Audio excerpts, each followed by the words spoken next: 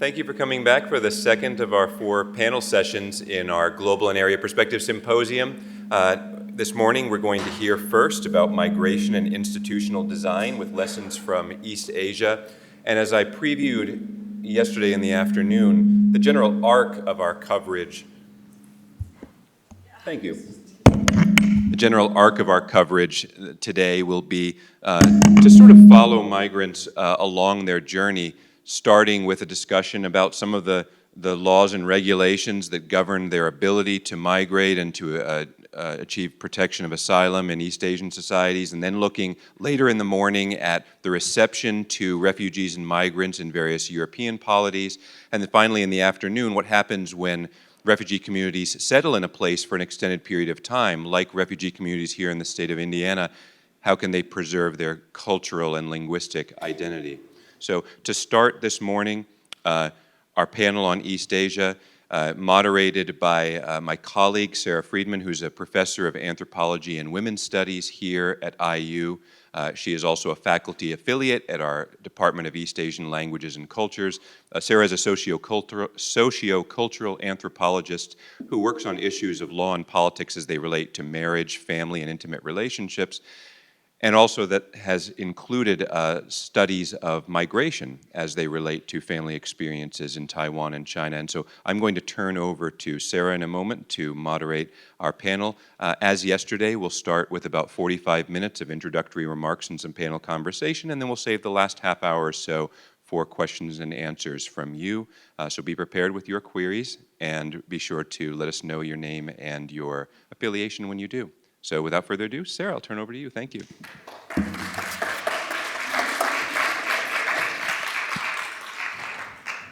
Thank you, John, for that. It's great to see everybody here on a Saturday morning, so thank you all for coming out bright and early.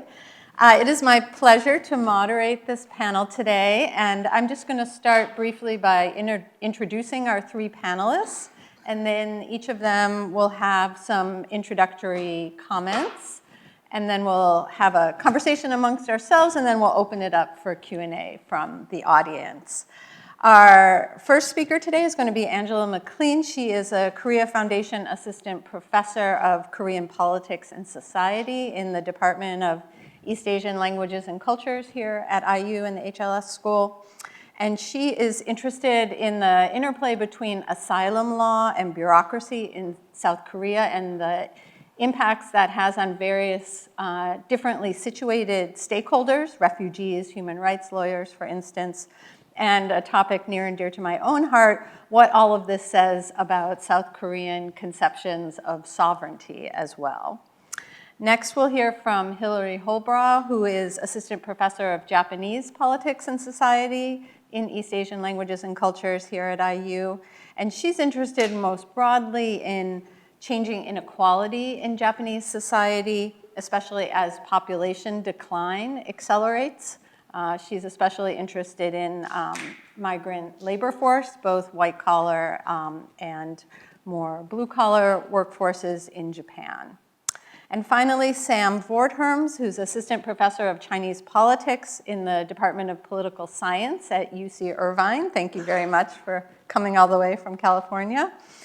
Sam is interested in how economic development shapes government provision of social welfare in China and internal migration policies. So she's going to be talking much more about internal migration, presumably rural to urban or semi-urban, which takes place on a scale equal to or exceeding international migration in many contexts.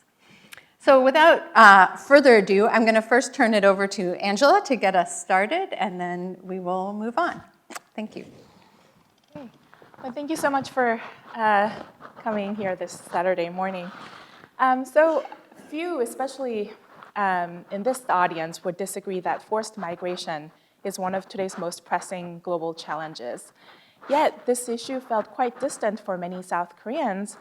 That is until the summer of 2018, when around 550 Yemeni refugees arrived in Korea seeking safety.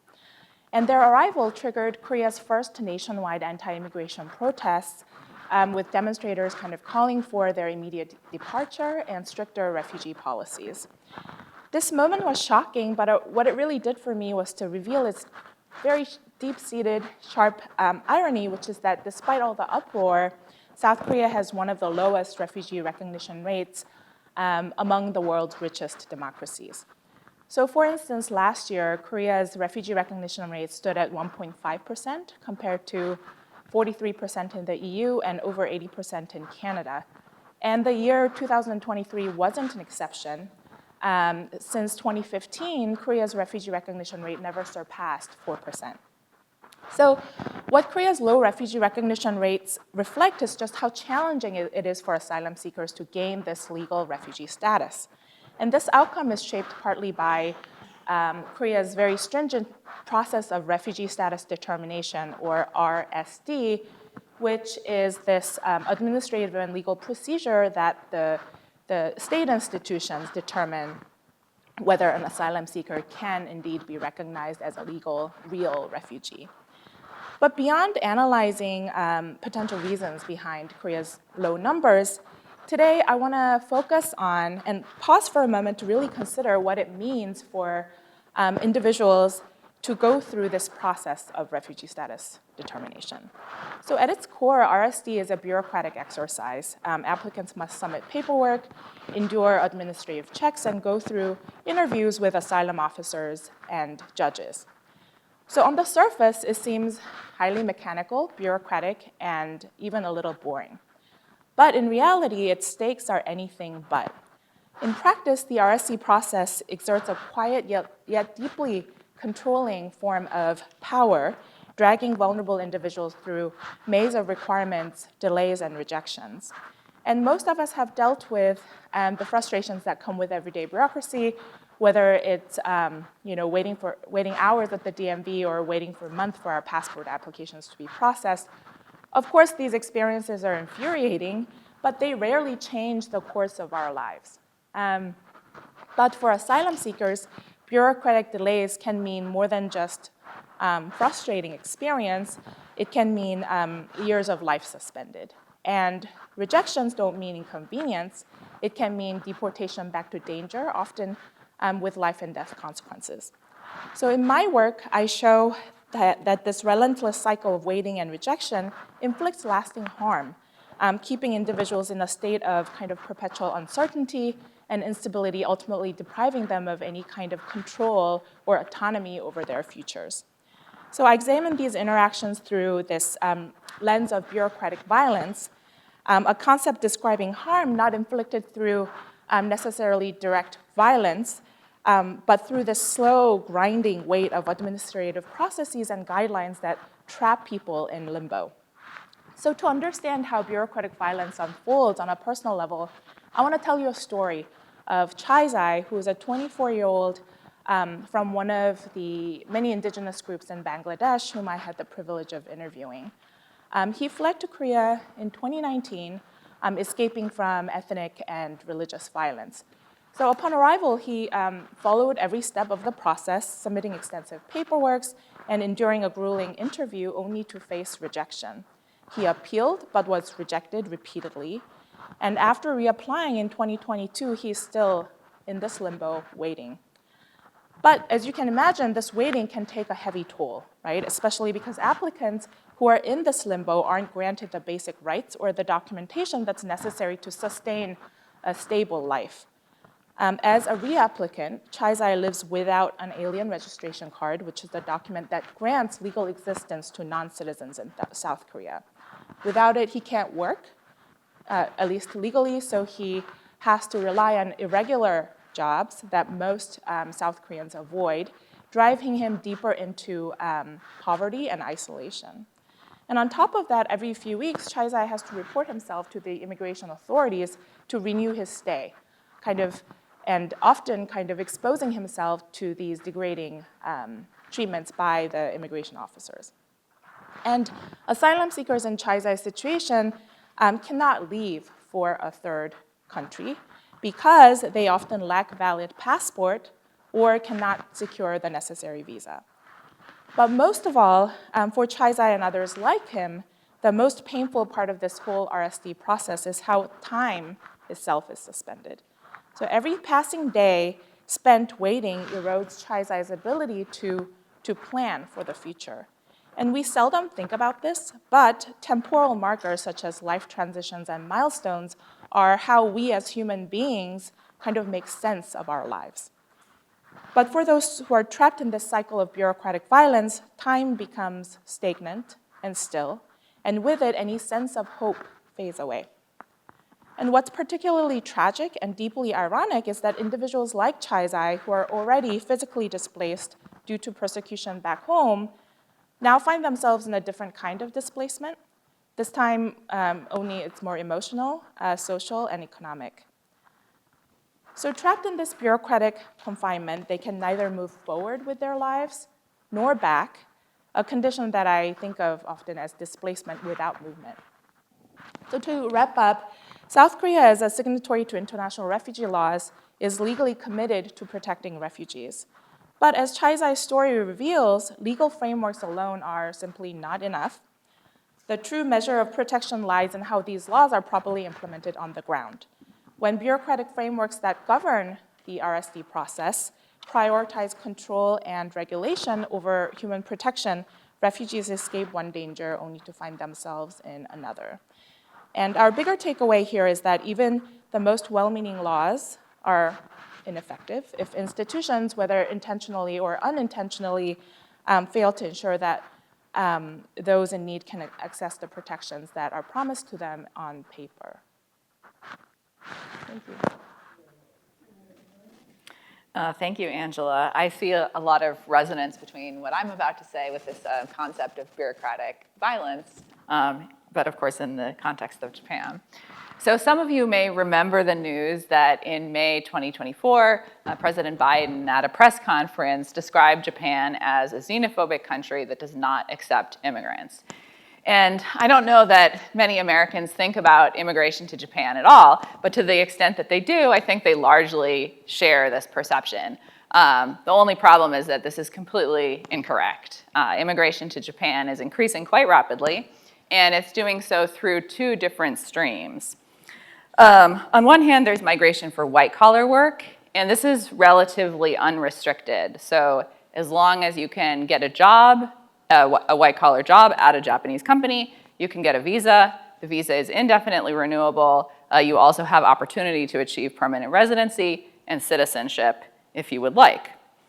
By contrast, there's many restrictions on migration for low-paid work, whether that's for factory jobs, agricultural jobs, or low-paid service jobs like, say, dishwasher in a restaurant.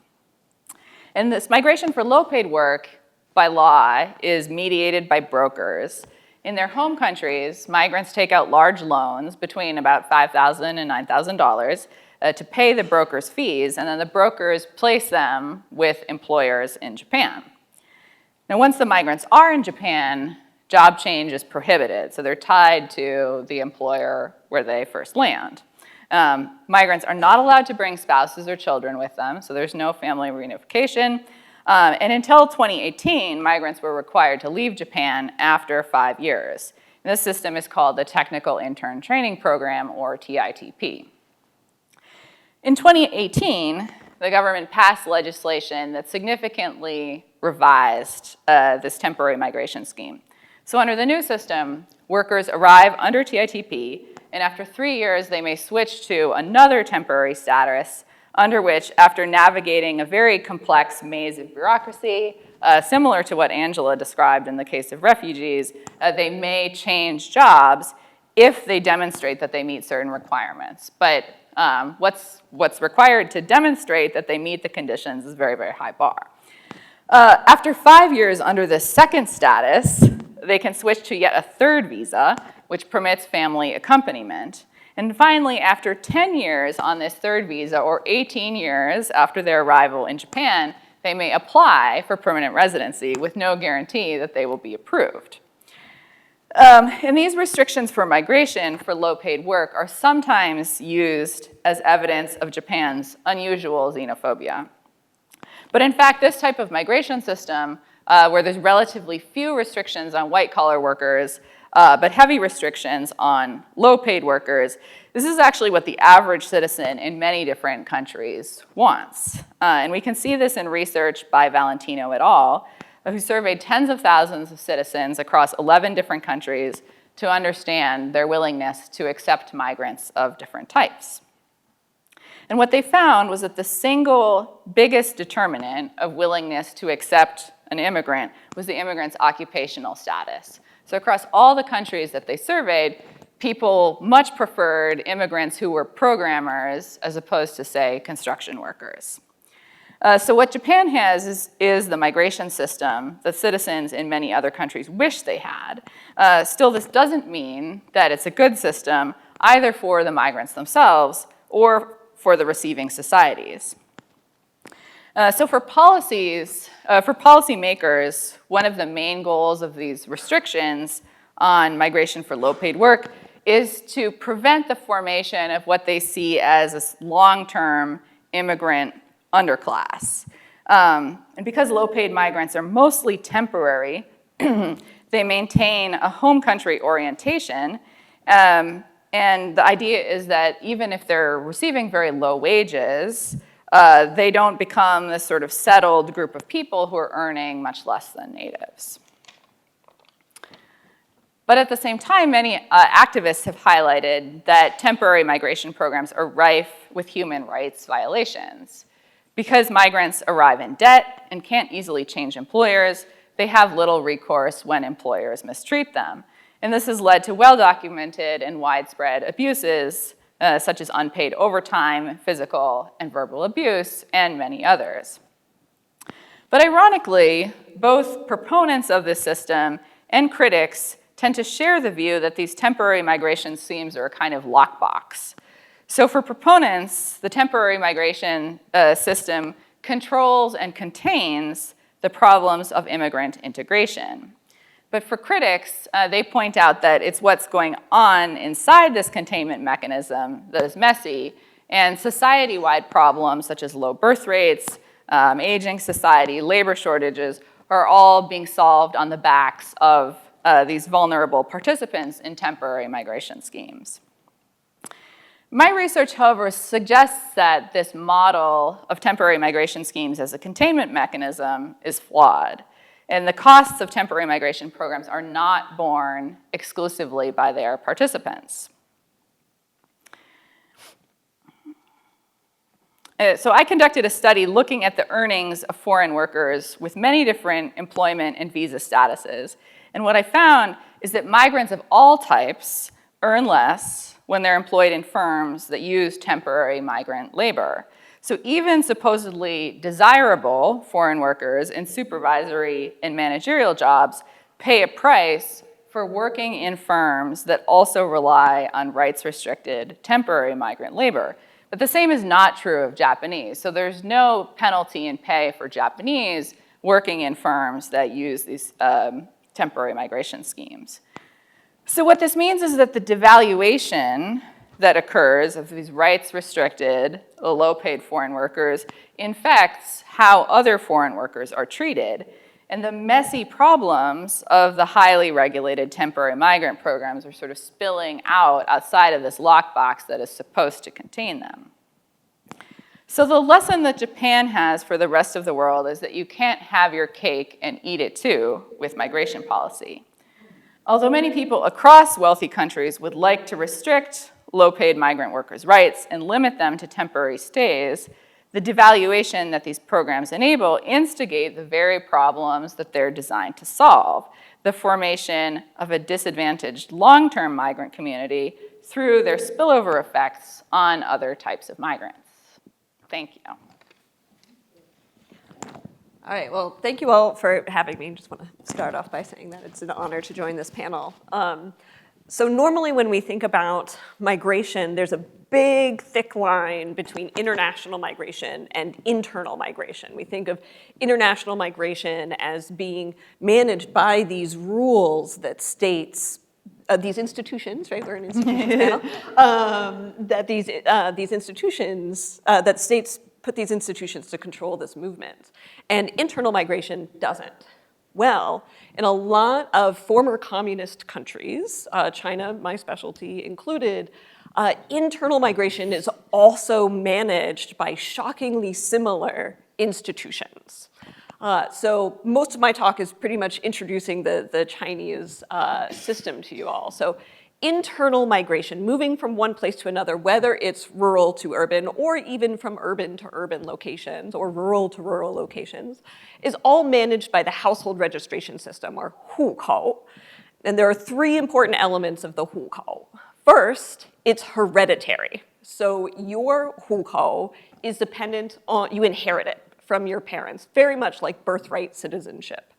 The second thing is it's exclusive. You can only have one. Legally. There are people who definitely buy fake ones. And third, it controls your access to government services. Everything from pensions to education to renting those bikes that are on the street, those public rental systems, all of that can be tied to your hukou. You're only entitled permanently to those rights where you're registered. Now, this can be a little bit hard to wrap your head around for those of us who've never lived in a context like this, so I want to do a little exercise. So everyone in the room, raise your hand if you went to high school in your mother's hometown. Did anybody go to high school in your mother's hometown? Okay, oh, we've got a few. Okay, let's go back one more. Is that the same place as your grandmother's hometown? Any hands? All right, we have a few. You are the lucky locals. You were able to go to public high school. You were able to fully utilize your health insurance, the government-provided health insurance plans. And the hukou probably didn't have a huge impact on your life. Now, everybody else, which is the vast majority in this room, myself included, you are most likely part of the floating population, the population in China that doesn't have full access to citizenship rights, the full suite of socioeconomic rights and political rights. There is local voting, it's weak, and property and housing and things like that. You would join the 370 million people in China who do not have full access to their citizenship rights. Now, the system was created to implement the command economy. Well, it wasn't created, but it was really used, the modern system, to implement the command economy, which is why a lot of former communist countries have it. The central state really broke down the command economy when reform and opening happened in the late 70s and early 80s, but the household registration system persisted.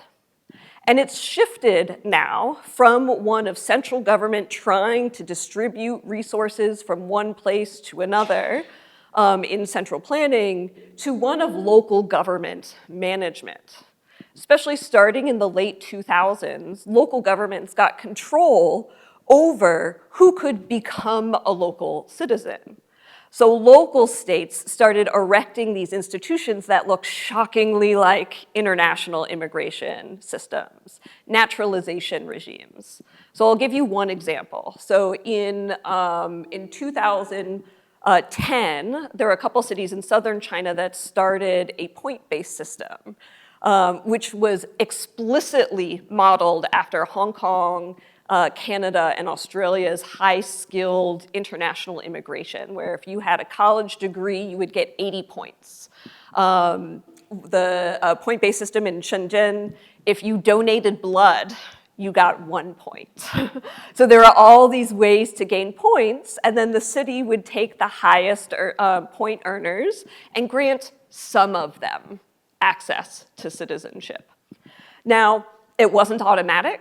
And in many cases, these are small numbers. So on average, across all of China's prefectures, the DGshi, there are about, the average number of migrants in every city, big and small, is about 1 million. It ranges from about 200,000 to 15 million. The average number of hukou changers who are actually able to get local citizenship through these local citizenship regimes is 20,000 a year.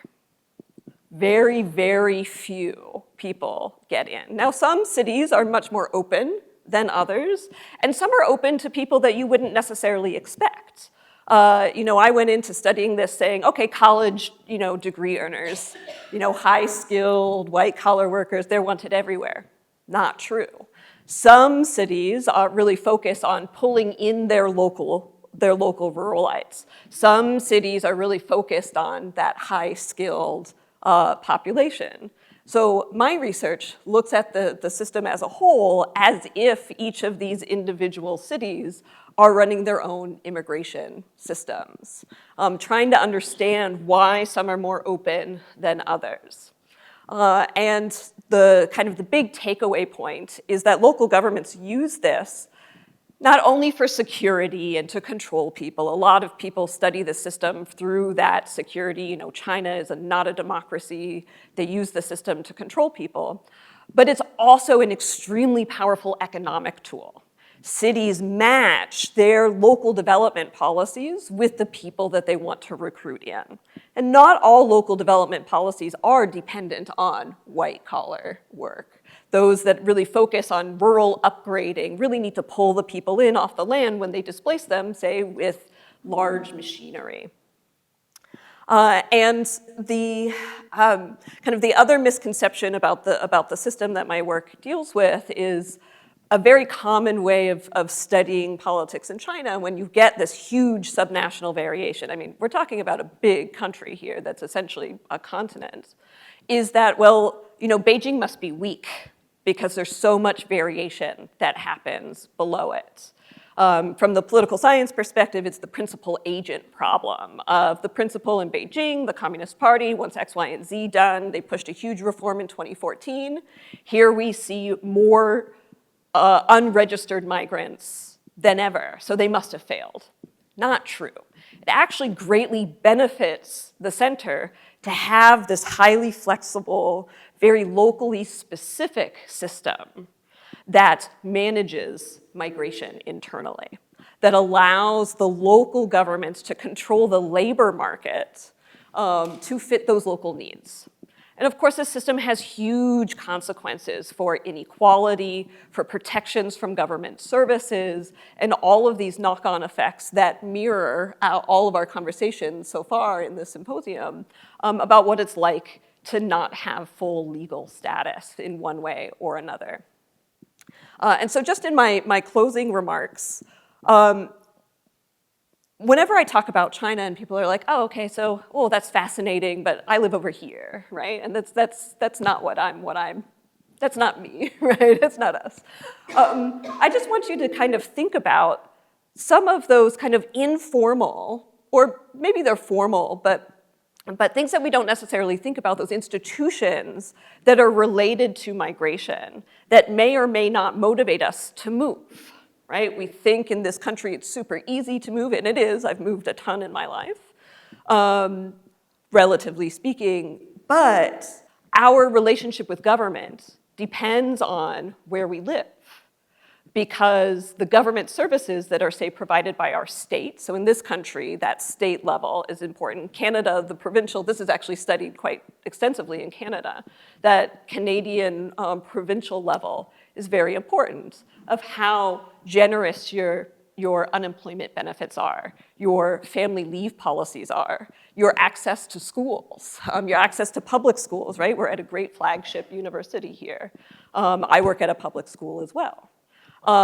And so we, even in contexts where we might think we have this full access of freedom of movement, there are institutions that dictate how we access government-provided goods that still shape our movement and still shape how we relate to the government based on physically where we are and where we can get entitlements to rights.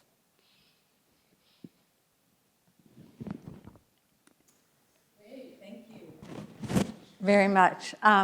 So a lot of rich material to work with. I'm going to open with maybe a broad question, and then we can go from there into some of the nitty-gritty detail where appropriate.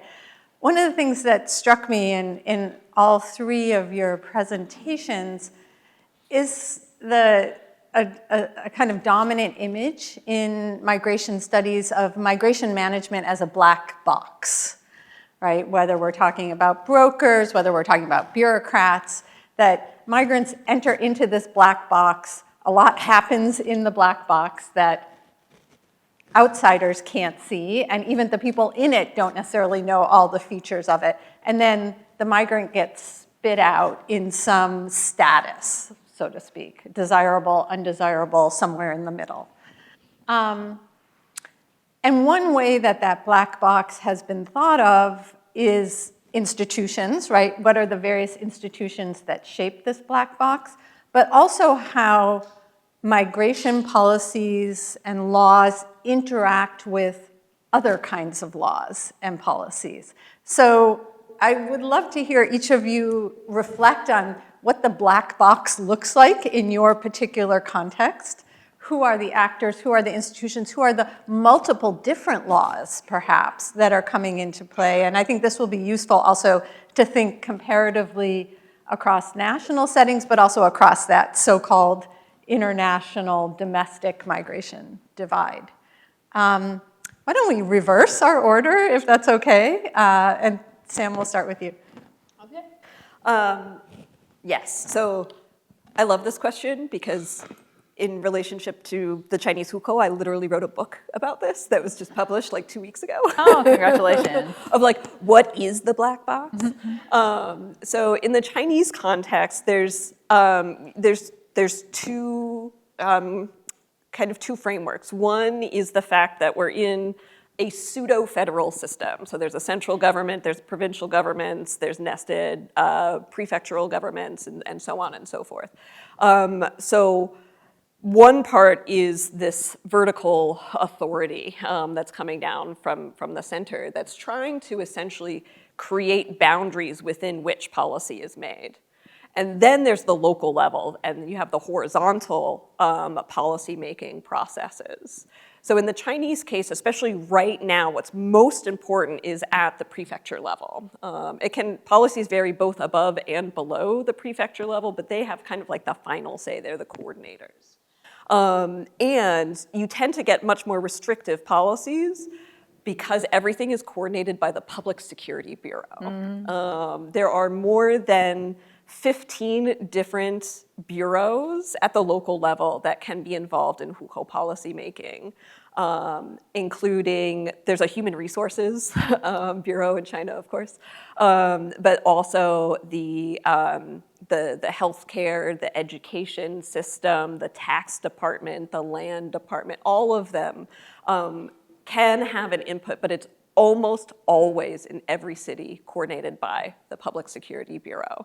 And because of this, we tend to get more conservative policies because it has that element. And then in terms of the actual policy process, it is opaque still, even to people who transfer. So I did a survey, and one of the first questions I asked was, how familiar are you with the hukou system, ranging from not at all to super familiar? I had 1% of my sample said super familiar. I had another 1% say pretty familiar. And then everybody else was either in somewhat maybe or not at all.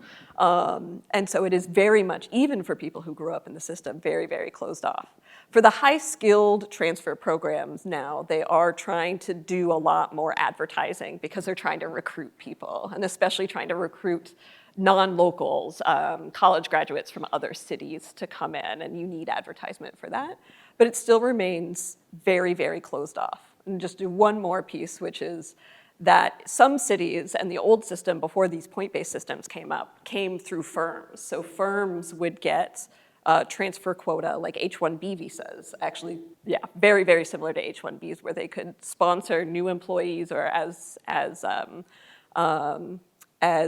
promotion incentives, give these hukou transfers. That was even more opaque, right? Like which firms get these quota? It's all gonna be, in Chinese, as we say, 关系, right? It's all about relations and how strategic firms are. So many nested versions of black boxes.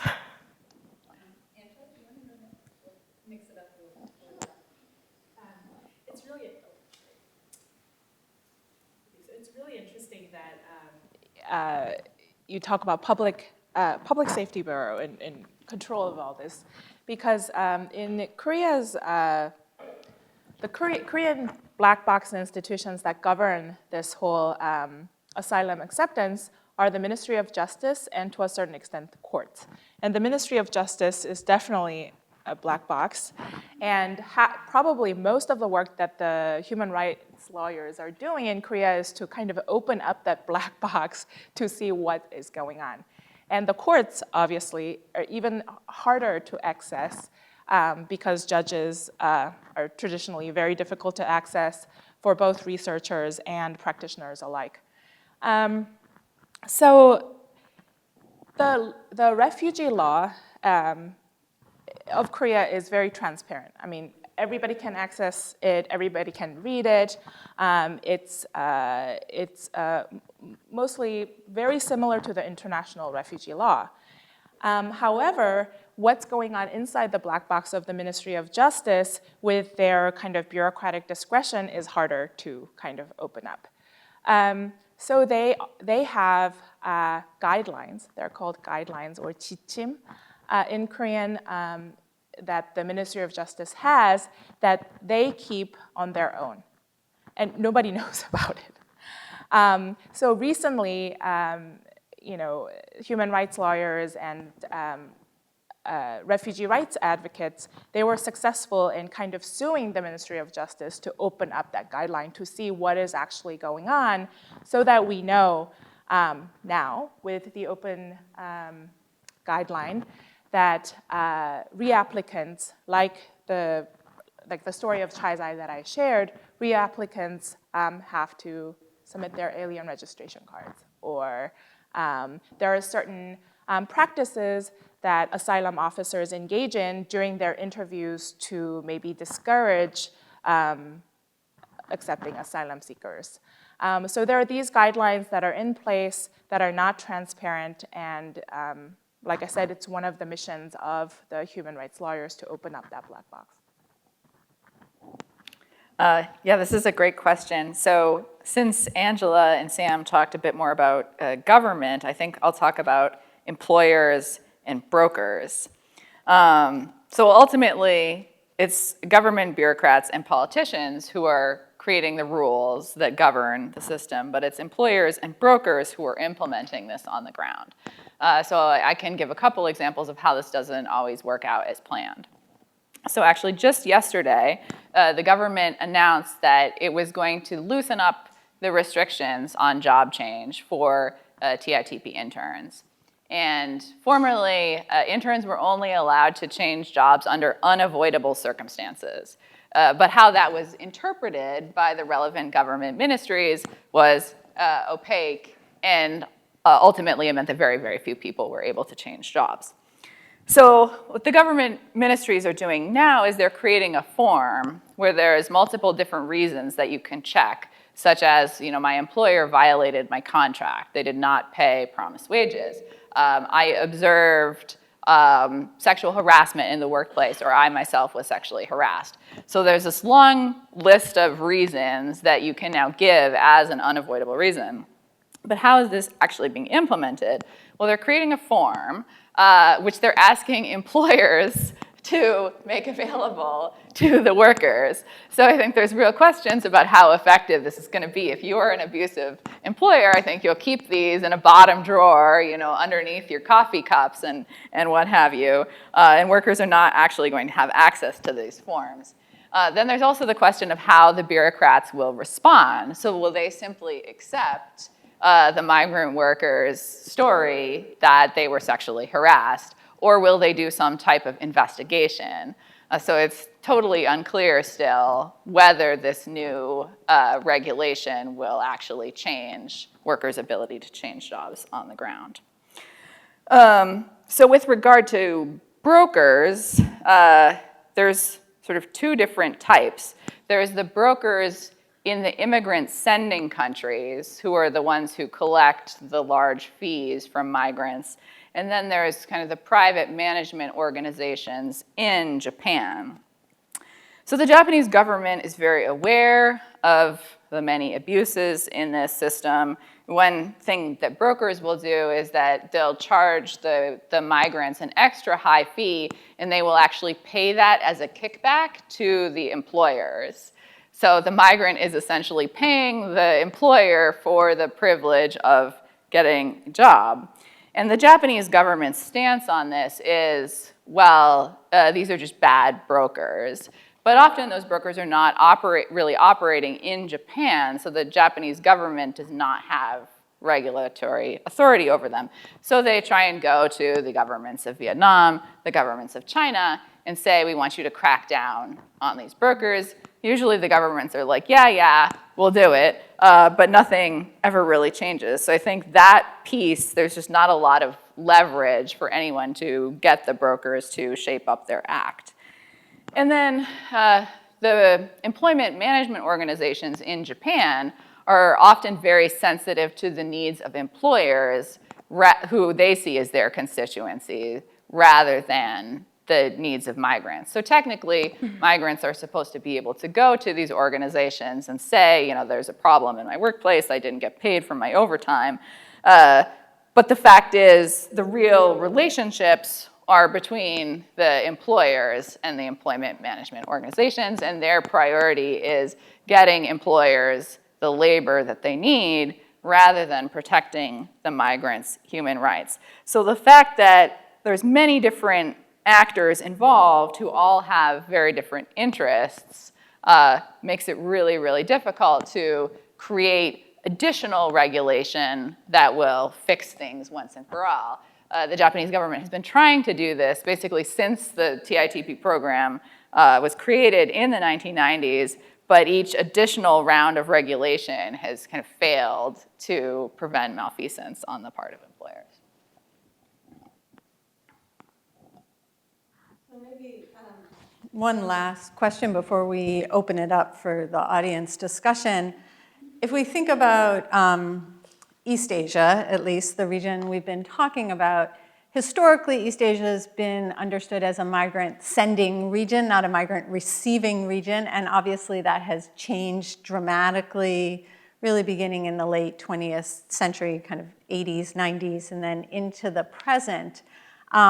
And yet, the legal regimes are still quite restrictive in many ways. So I'm curious to hear your thoughts on where you see either your individual cases or the region as a whole being in dialogue with other parts of the world that are more historically immigrant receiving regions, and or providing lessons for other parts of the world that are historically immigrant or migrant receiving regions. What can we learn, in other words, from these cases that has broader relevance on the global stage? And I'll just let whoever wants to speak first jump in. I'm not going to designate. I'll jump in because I have very little to say, largely because I don't see China in too much of dialogue with other countries. So thinking even in terms of Chinese immigration, so like international immigration rules, their citizenship policies are some of the most closed off in the world. And especially in the last, we were talking before the panel, I think the last statistic I saw is probably quite outdated, but there's an estimated 6,000 people who have gotten Chinese citizenship since 1980. It's some ridiculously small number. I'm sure that's outdated now, but that's the only statistic I've ever seen. I think in terms of, and in the last 5 years, it's gotten harder and harder to get visas and residency permits and things like that. I would say that the one thing that we have seen in the last 15 years in Chinese immigration policies is returnees. So people who have a heritage of being Chinese, they've opened up the doors. So the initial immigration or the initial citizenship rules in China set in the 1950s were very restrictive, in part because of bilateral relationships with China and the countries where they had a large diaspora, so especially like Thailand, for example. And it was part of an agreement to keep it very, very separated. And we actually start to see some of that opening up in the last 15 years or so. So it's actually easier to return to China. And that kind of mirrors the more expansive understanding of us, like once Chinese, always Chinese, claiming that the state likes to do. But then that, on the flip side, makes stronger lines for the not us, right? So for the African immigrants in southern China, there are many that do business in southern China. It makes them even more not us. So not a lot. All right, I can jump in next. So I'll talk about what models is Japan looking at in crafting the system, what are the lessons of Japan for the world, and future directions. So models, Japanese policymakers are definitely looking to Europe, Western Europe, looking to the United States, and they're basically saying we don't want that. They see what Europe has done with admitting relatively larger numbers of refugees, guest workers that became permanently settled populations. They see that, and they see that the second generation, the third generation of those migrants often retain distinct cultural identities, feel separated from the broader society, and they see that as very problematic. They see this as Europe and the United States have created these migrant underclasses, and we need to shape a migration regime that does not permit that to happen. And the way that we're going to do that is to make it very, very difficult for people working in low-paid jobs to settle permanently in Japan and bring their families with them. In terms of the lessons that Japan offers for other countries, like I said, I think it shows that you can't have your cake and eat it too, that all of this regulation does not actually prevent what it's designed to prevent, because having this group of people who is very easy for employers and brokers to exploit makes people perceive kind of all people from those sending countries as relatively less valuable human beings, right? So these attitudes then affect how others are treated even when they don't have those temporary statuses. And then future directions, I tend to be optimistic despite all this doom and gloom that I'm sharing. I think policymakers are also very well aware that there's declining birth rates and shrinking populations in many of the traditional sending countries to Japan. So China, shrinking population. Vietnam, projected to shrink in the future. So Japan recognizes that it's in competition with many other countries for attracting migrants to fill labor shortages in dirty, difficult, and dangerous jobs. And as a result, I think there is more conversation now about how do we make Japan a destination of choice. And one way is to provide more rights and greater labor market access. It's just that, I think this tendency is in tension with policymakers' sort of risk aversion of like something bad could happen. We could have a migrant underclass. But I think that just because of labor shortages becoming ever more dire, there's a lot of external pressure to push Japan in the direction of offering more rights. Yeah, so in many ways, South Korea's migration policy is very similar to Japan, and especially in the beginning when South Korea opened up its borders to accept migrant laborers, it looked a lot to the Japanese model, and now it's significantly diverged.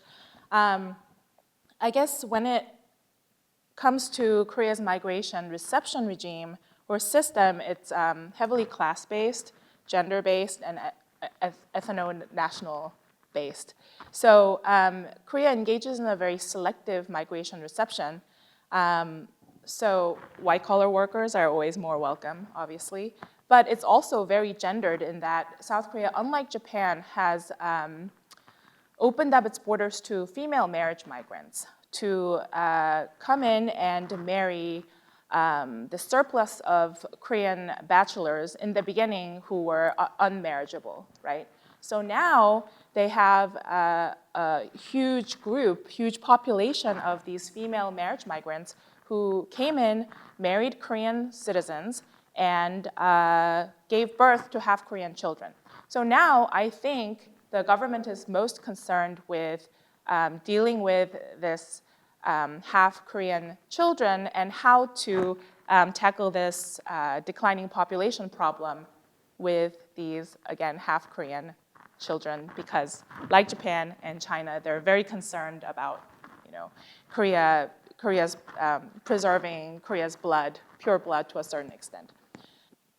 With regards to refugees, there is no political will to kind of change this system as it is. There's no public support either, so I am not very optimistic about the Korean government doing anything drastic to change the status quo. However, what we know for sure is that South Korea is not going to back out of the international refugee regime that they signed on to back in 1992, because they're intensely sensitive about their international image, right? So they're not going to back out and say, well, we're not going to receive refugees anymore, because that is a huge hit to their national image in the international community. So they're not going to do that. However, they also realize that the current system is not going to be able to sustain itself. There are more refugees, asylum seekers coming in, applying for asylum, because in their minds, Korea is a signatory to the international refugee regime, and on paper, at least, it has a domestic refugee law that purports to protect refugees.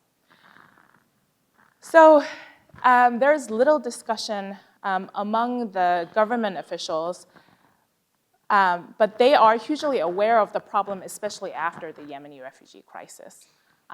There's unfortunately no national level talk about it, because precisely there is no political will. Nobody, I mean, to be frank, nobody cares about it. Although it's a huge problem, nobody cares about it, and I think down the line, there's no promise that something like the Yemeni refugee crisis will not happen again. It will happen again. And the Korean government has this task to face it when it happens. So I'll end it here. Okay, great. Why don't we open up for questions from the audience? And yeah, we have a microphone. Hi, Ryan McDonald from Hamilton Lugar. I wanted to ask a little bit of maybe a simplification of here, but the point of a system is what it does. These systems are not about facilitating migration. These are about creating a resource for labor markets or alleviating some of the domestic pressures created by domestic populations. So how or what are the prospects for getting the cultural change to be like, this is not about just creating a useful workforce, but actually allowing the process of migration to occur at all? Or is it simply that this is a hill these states are willing to die on and will never accept a sort of more America-style migration policy, even though that's getting worse? Anybody want to take that one? Sure, I can address that. I think that it would be incorrect to portray public opinion and even opinion of politicians in Japan as homogenous on this topic. The Japan's Liberal Democratic Party, which is a center-right party, has a strong constituency within it that just is deeply committed to restricting immigration. Prime Minister Abe said multiple times, Japan is not a country of immigration. But not everyone agrees with that perspective. Certainly, opposition parties say we need to admit that people who are coming to Japan are immigrants, and we need to provide them greater rights. There's a lot of NGOs working in this space as well. That said, I think that sort of risk aversion has been the dominant force driving this policy. But I don't think that that's going to work going forward, simply because population decline is so extreme. So you've probably heard me say this before, Ryan, because I think I mentioned it last time I talked about migration here. But by 2070, population decline, Japan is supposed to have 40 million fewer people than it did at its peak around 2010. So 40 million people, that's the size of the entire Tokyo metropolitan area. Like, this is a crisis, and you can't just keep having these stopgap measures forever. I think events are going to overtake this and overcome this more risk-averse stance. Maybe we can take another question.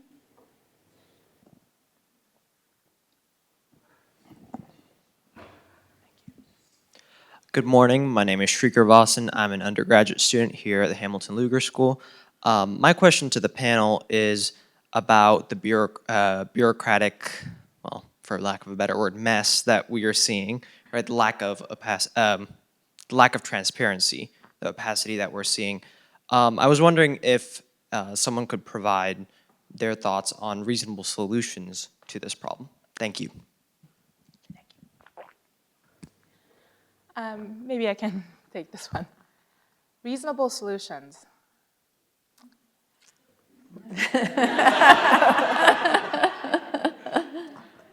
Okay.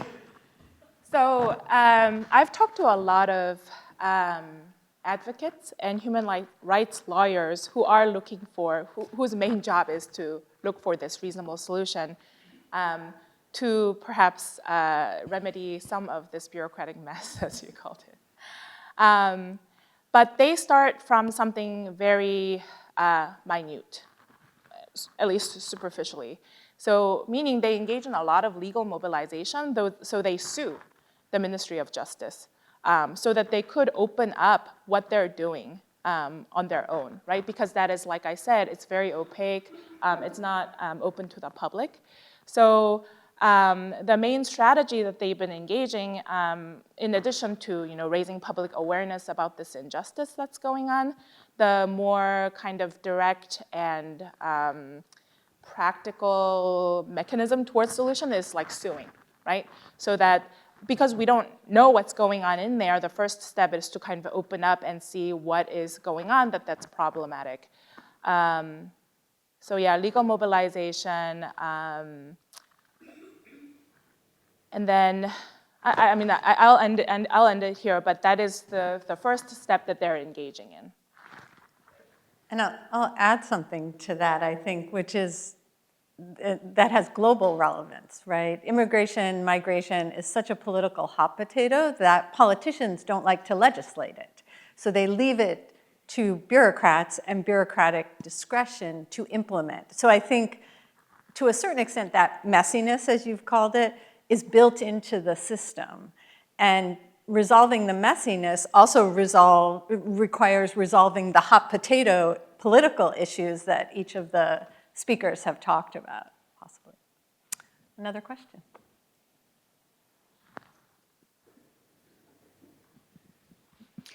Hi, I'm Marianne Heuser. I'm a retiree joyfully living in beautiful Bloomington. My question, predominantly for Sam, is we have seen very significant immigration from China into or through our southern border.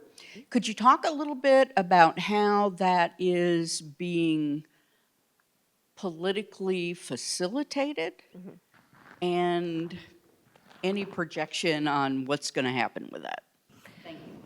Yeah, so I can't speak to the US side because I am not a specialist in US immigration policies, but I can talk about it from the Chinese perspective, which is this is done from my awareness and everything that I've read about it.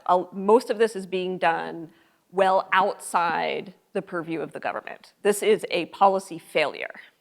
China often does not want the people, they don't want people to leave.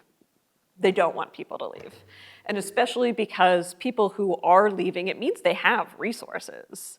It's really expensive to get across an ocean and to cross, especially because most people, so this migration, most people are flying into Colombia and then doing the whole migration trek up through Mexico. That's not easy, and it's not cheap.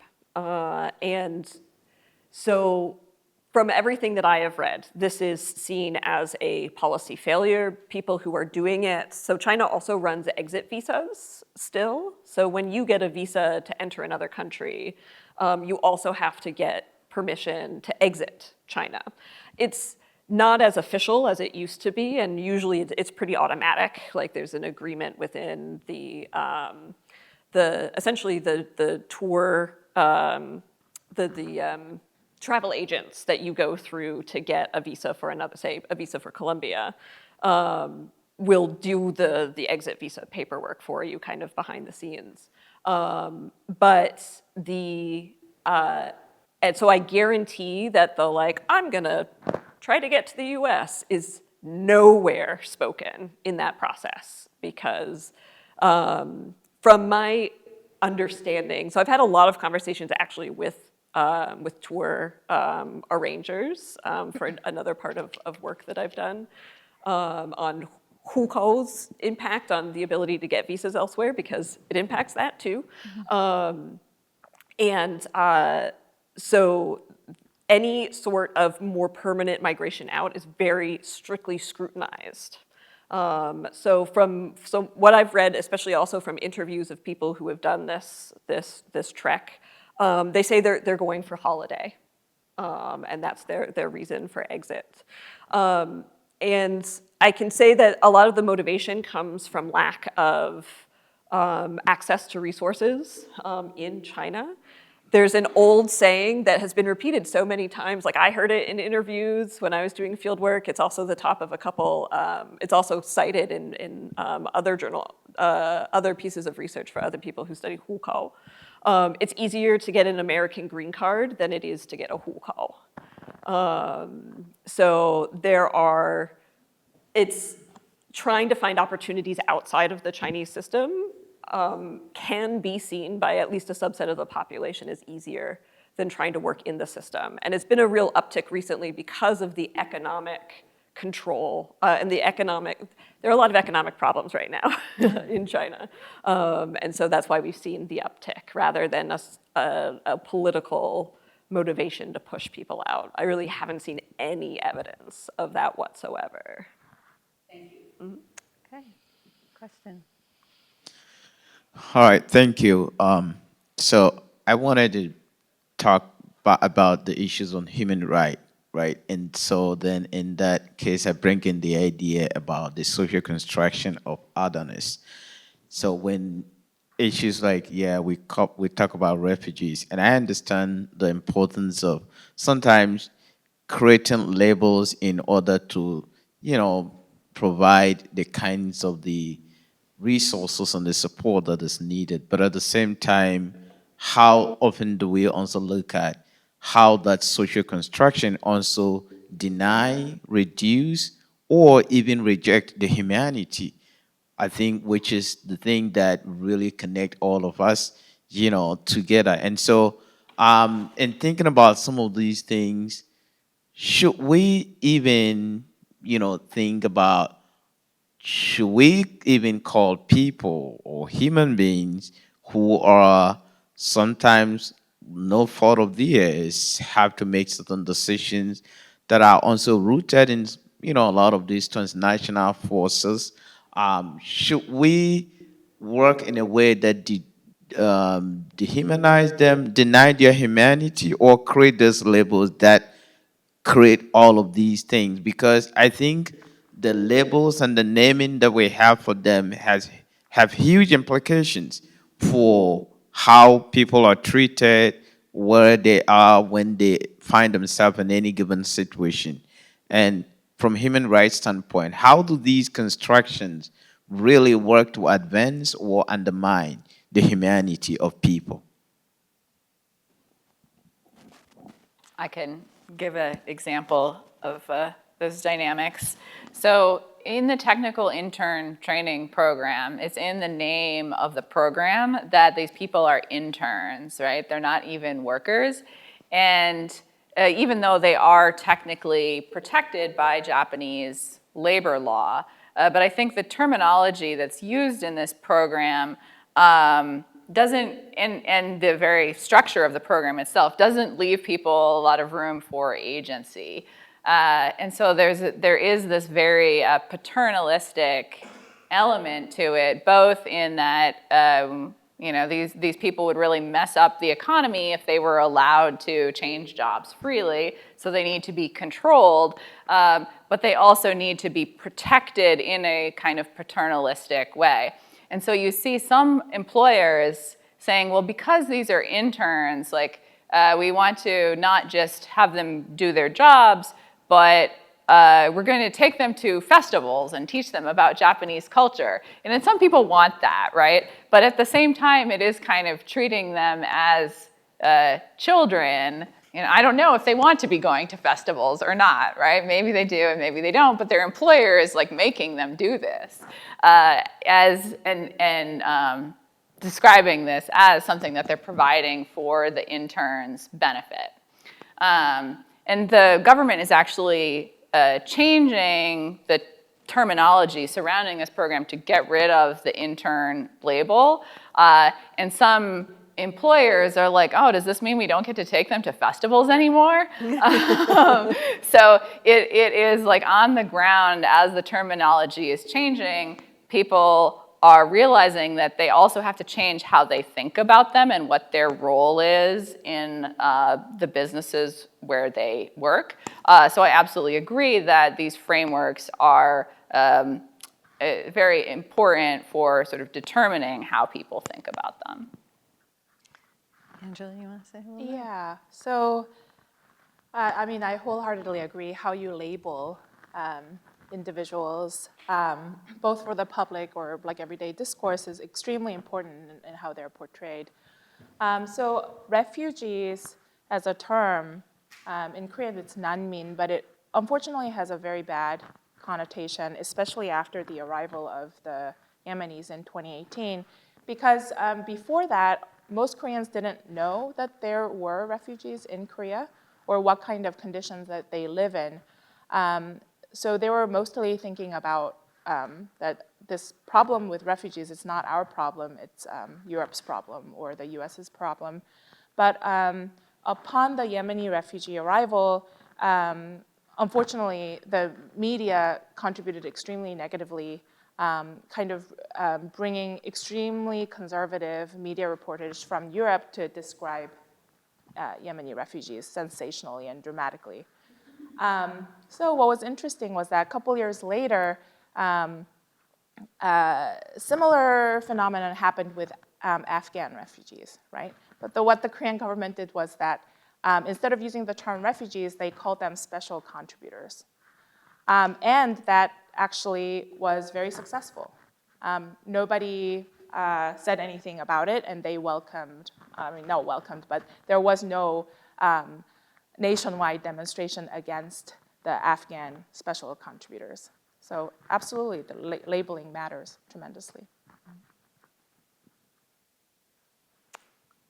We have some hands down here.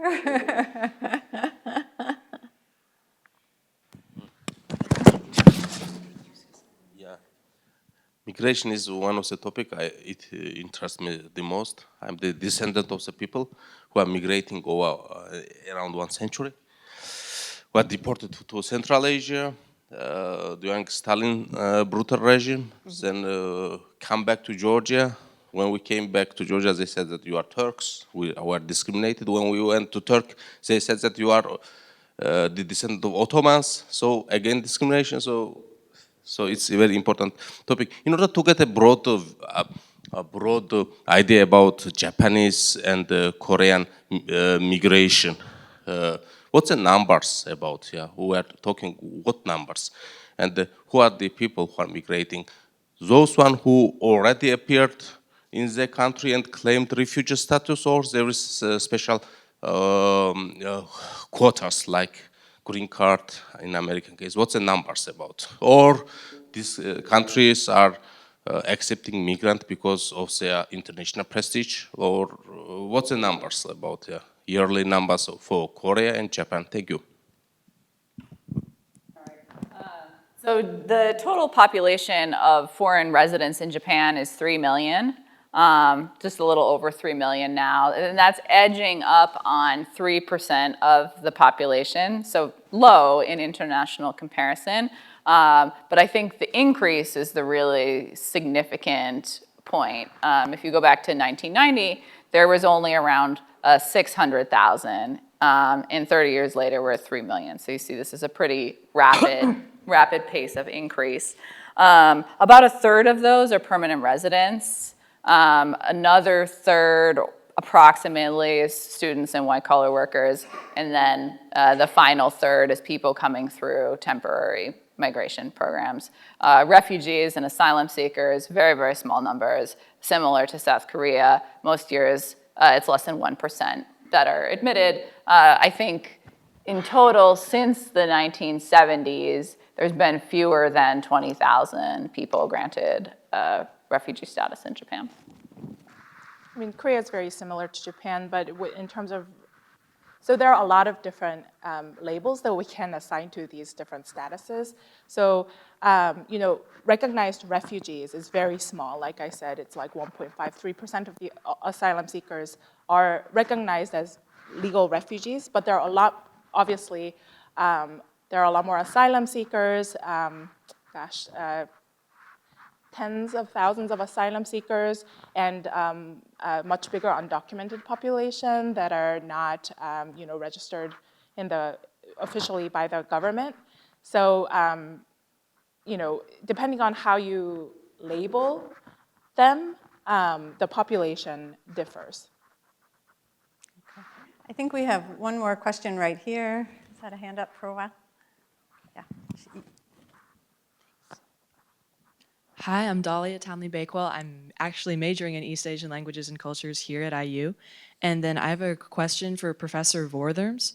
Since ethnic minorities in China are often concentrated into particular areas, how does the hukou system, how are they affected by it differently from Han Chinese people? Yeah, so there are kind of two places to think of this, right? So one is ethnic minority populations in majority Han places, and then vice versa. So it is incredibly difficult, if not impossible, for certain minority groups to change their hukou to get to an East Coast location. And so thinking of our black boxes earlier, right? So let me give an example of two cities. So Guangzhou and Shenzhen, two cities on the Pearl River Delta where almost all of your electronics are made. Both of them have a point-based system to recruit high-skilled workers.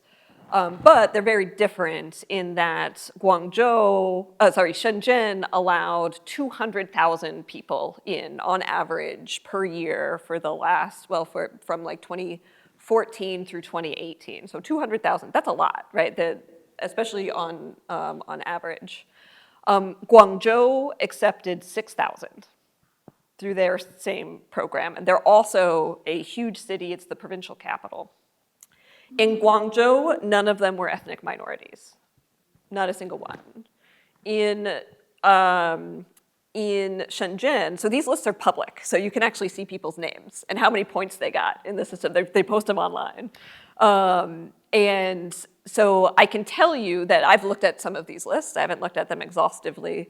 Some minority groups you can identify by their name. So specifically like Uyghur populations, the Muslim populations, especially Uyghur, you can identify by name. And I can tell you in 6 years of Shenzhen's that not a single Uyghur has gotten Shenzhen hukou. There may have been other minority groups that I can't recognize by name. And I actually think that I think they also list minority status on that public list. So I could go back and look, I just haven't. So it's very, very difficult because even though there's this very clear point-based system exactly who they allow in. It's also made the news that if you have any sort of disability, you're off the list. That even if you get the points to qualify, you will be disqualified. Now, in terms of being in the ethnic minority regions, because they are highly concentrated, most of these policies for transfers target locals, actually. They are across the country, that's their purpose. So they actually have very strict policy controls because they don't want too much concentration in the urban centers. Where you do see openness is in the more firm-based type transfers, where firms are given quota, and then those quota are used to either recruit or promote their employers or employees. And that way, the local government can target very specifically the firms that hire people from other parts of the country to move out west, so that those benefits are really going to a lot of Han Chinese in the urban centers. If you just look at the firms, I've only seen a couple lists, because this is very like internal information. There's no publicly available information, but I've had a couple conversations with people who knew of firms and which firms they were, and they're like, operating in a minority area. It wasn't Xinjiang, it was in a different minority area. The Hebei blah, blah, blah, blah, blah company operating not in Hebei, operating in a Western minority area. So you better believe that a lot of their employees are going to be coming from Hebei, which is a predominantly Han Chinese area. So these policies do allow some of that kind of manipulation that exacerbate existing discriminatory practices. I hope you will all join me in thanking our panel. That was a really wonderful discussion.